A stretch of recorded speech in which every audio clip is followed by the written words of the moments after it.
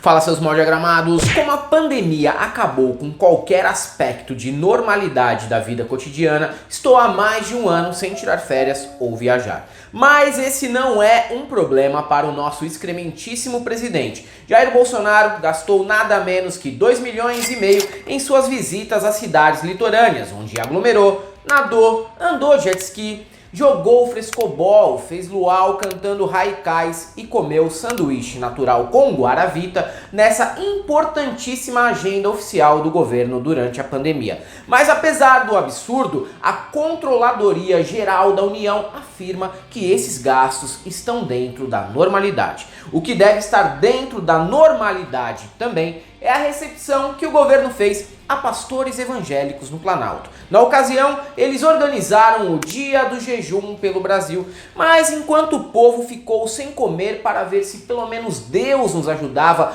contra a Covid, a presidência ofereceu um banquete que não ficou devendo em nada para o cardápio da Fogo de Chão. Falando em restaurante de Novo Rico, o Piores Vídeos da semana vai abordar não só os gastos nababescos do governo em futilidades, como uma família saindo sem pagar do coco bambu, Bia Kicis cantando o hino brasileiro, o ator Jim Caviezel assumindo ser bolsonarista internacional e também um belo vídeo do vereador Carmelo Neto de Fortaleza jogando os ministros do STF no lixo. Durante esses 13 meses de pandemia, o que mais o nosso presidente fez foi se concentrar em rolês aleatórios. Como uma espécie de Ronaldinho Gaúcho da política, ele encontrou Paulo Cintura, foi comer hot dog em cidade satélite, fez reunião com o latino e viajou muito para a praia, vivendo alucinadamente dentro da letra de Zóio de Lua do Charlie Brown Jr. Aliás, muito bom o documentário do Charlie Brown, viu, do Chorão.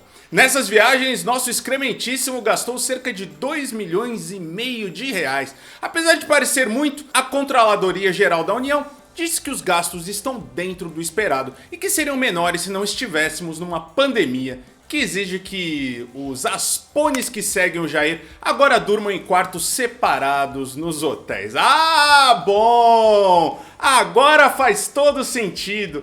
Aumentamos os gastos de hospedagem por uma justificativa do Covid-19, mais nada, certo? Pessoas que dividiam quartos, só aí já dobrou o gasto de hospedagem. Por quê? Porque as pessoas agora têm que ficar em quartos separados. Dorme separado à noite e se aglomera de dia sem máscara. Bastante seguro, inteligente e estratégico. Só falta explicar a necessidade do Hélio Negão em todas as viagens. E se Bolsonaro esbanja felicidade e torra dinheiro público em campanha antecipada pelo litoral do Brasil, ele faz exatamente o mesmo no Planalto e também na Alvorada. Só que em vez de convencer os populares de que é o melhor candidato para 2022, ele já costura apoio dos pastores evangélicos. Até aí, nada de novidade no ar. Mas o que foi relativamente revoltante é descobrir que, quando recebeu pastores para instituir o Dia do Jejum pelo Brasil, ele ofereceu um jantar tão completo que possivelmente os religiosos tiveram que aumentar de 2 a 6 números nas calças no dia seguinte. Comigo nessa mesa, quero foto do Flavião. Meus nobres amigos, uma bela refeição. Mas isso também não é motivo para implicar e nem para reclamação. Como eu sou adepto da ministra Tereza Cristina, nunca passo fome, pois posso encontrar pés de manga espalhados em qualquer rua desse país. Tudo bem que preciso muitas vezes andar alguns quilômetros e desmaiar durante o caminho, mas isso também não é motivo de revolta. Até de forma involuntária, eu estou agradando aos nossos pastores e jejuando enquanto faço minha peregrinação em busca de uma manga. Mais patriótico que isso, impossível. Agrada o centrão e a bancada evangélica de uma vez só, tá ok? Marcelo de Carvalho, dono daquele barraco com antena na laje que ele chama de emissora de TV, voltou a defender o nosso presidente em rede nacional. Segundo o ex-marido de Luciana Gimenez, que já foi patroa de Jair Bolsonaro no Super Pop, Ele tem tomado ivermectina desde o começo da pandemia e está ótimo. Não sou médico, não posso nem receitar e nem recomendar, mas eu posso dizer sem vergonha nenhuma o que eu fiz. Eu tomei ivermectina o ano inteiro e eu não peguei o bicho. Então, não estou dizendo que vai acontecer com você. Estou dizendo que eu, Marcelo, acredito no tratamento preventivo e no tratamento precoce. Pela cara dele não tá, né, Matias? Pra mim, deu certo. Tá ótimo como, né? Ótimo tá você! Obrigada, eu tenho comido iscas todo dia. Talvez essa seja a cura para o Covid, afinal para mim deu certo, não peguei o bicho até hoje. É muito fácil perceber que isso é mentira, porque caso fosse real, ele já não estaria mais vivo, pois trata-se de um remédio indicado para matar vermes. Essa fake news foi fácil demais para desmontar. Resta saber qual a doença que fez com que ele conseguisse superar o SBT e a Record e ter a pior programação televisiva do Brasil. Junta Sônia Abrão, Siqueira Júnior, Lacombe e Daniela Albuquerque como apresentadores, não tem remédio que cure e merecia sim pesquisa para descobrir o melhor tratamento para evitar o padrão chorumoso de TV no qual ele aposta a vida. Matias, a Sônia Abrão era prima do Chorão.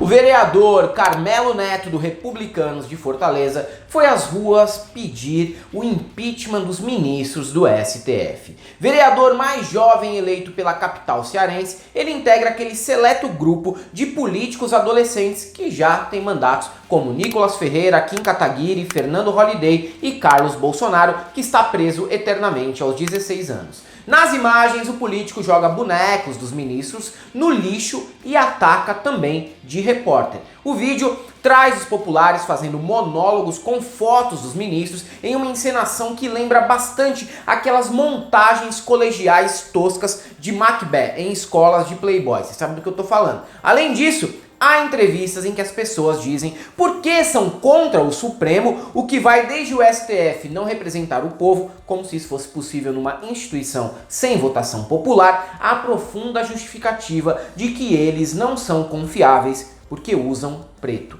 Olha aí, pessoal, o Instituto Democracia e Ética está aqui nas ruas de Fortaleza, colocando os ministros do Supremo onde eles merecem, na lata do lixo da história. Vai pro comunhão! Vamos lutar para botar essa turma para fora. Eu, como advogada, tô do lado da população. E eles merecem estar na lata do lixo? Eles merecem estar na lata do lixo. Eu tenho medo deles. Primeiro, são os poderosos do Brasil. Segundo, estão de preto. Muitas vezes entramos na enganação de pensar que apenas no Brasil os atores falidos caíram no colo do bolsonarismo, quando no fundo esse fenômeno é mundial. Nos Estados Unidos, por exemplo, Jim Caviezel, conhecido por protagonizar o polêmico A Paixão de Cristo, participou de maneira remota da Clay Clark Health and Freedom Conference, que aconteceu em Tulsa, nos Estados Unidos, e reuniu os principais teóricos da conspiração do país. O ator se pronunciou sobre a teoria adrenocromática, método que supostamente pessoas ricas Bebem sangues de criança. De acordo com a teoria, a substância possui propriedades de rejuvenescimento. Nos Estados Unidos, rola a história de que entre os adeptos desse tratamento estariam Bill e Hillary Clinton, Kevin Spacey e Jim Carrey. He was supposed to be in the room with me in right here or in Tulsa, but he's down there saving children as we speak.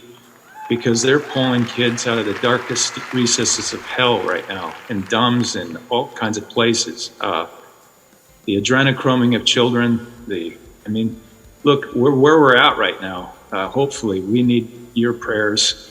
Se fosse no Brasil, com certeza sobraria para Caetano, Wagner Moura, Chico Buarque, Lula e Manuela Dávila.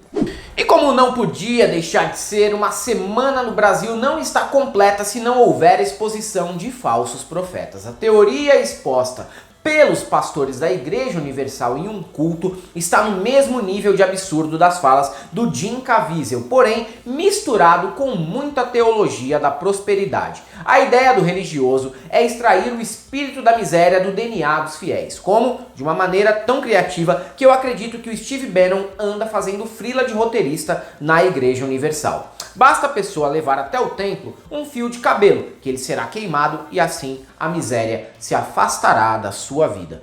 Amanhã nós vamos arrancar o espírito da miséria do seu DNA. Nós estamos pedindo às pessoas para trazer o fio de cabelo, porque a Bíblia diz que quando o espírito da miséria entrou na vida de Jó, Jó sentiu esse espírito no cabelo dele, está lá escrito em Jó capítulo 4. Então você vai trazer o seu fio de cabelo, nós vamos queimar e vamos determinar que esse espírito saia dos seus caminhos. Essa é uma boa dica para o Paulo Guedes, que não tem a menor ideia de como diminuir a pobreza no país. Não seria nem a ideia mais estapafúrdia vinda da pasta da economia desde 2019.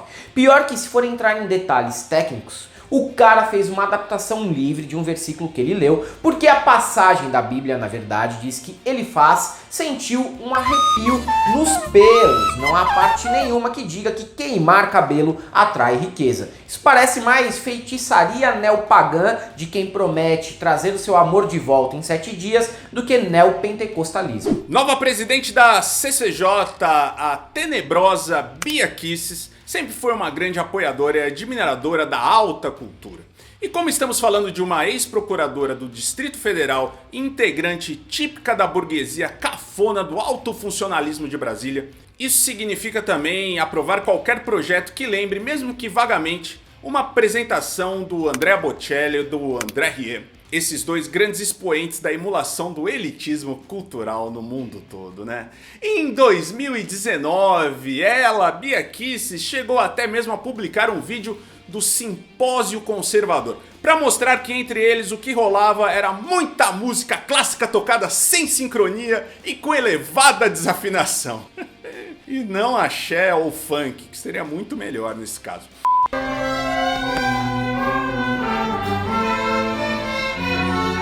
Agora, ela mesma resolveu dar uma palhinha como cantora com um pianista que tocou o hino num instrumento branco e cheio de luzes de LED. A crise no caso dessa senhora é estética, ética e histérica.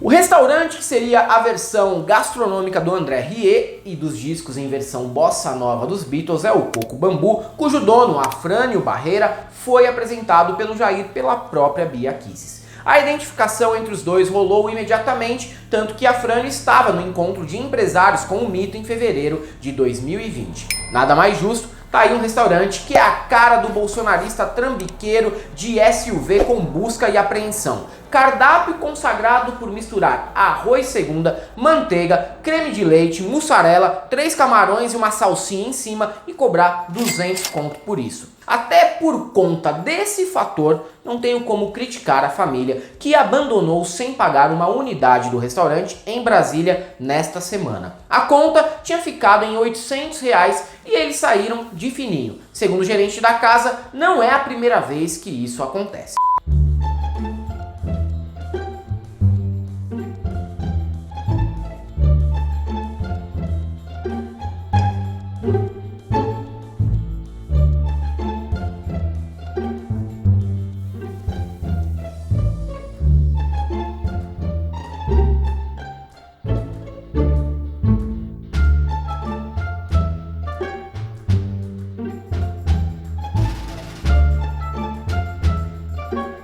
Triste, mas quando alguém se aproxima do Jair, tem que entender que vai atrair caloteiros para os seus estabelecimentos. Faz parte da vida do cidadão de bem contrair eternas dívidas, protestos e empréstimos que nunca serão pagos. Madeiro e Habibs, se cuidem, vocês devem ser os próximos. E se você chegou até aqui, sabe que pode nos apoiar. Aqui no primeiro comentário tem os links do nosso Apoia-se, que é o melhor deles, tira apenas 13% de taxa. Tem o Pix, tem o PayPal, tem nossa conta corrente e aqui no YouTube, né, Matias? Tem o Seja Membro. Você é membro do canal da Galãs Feios?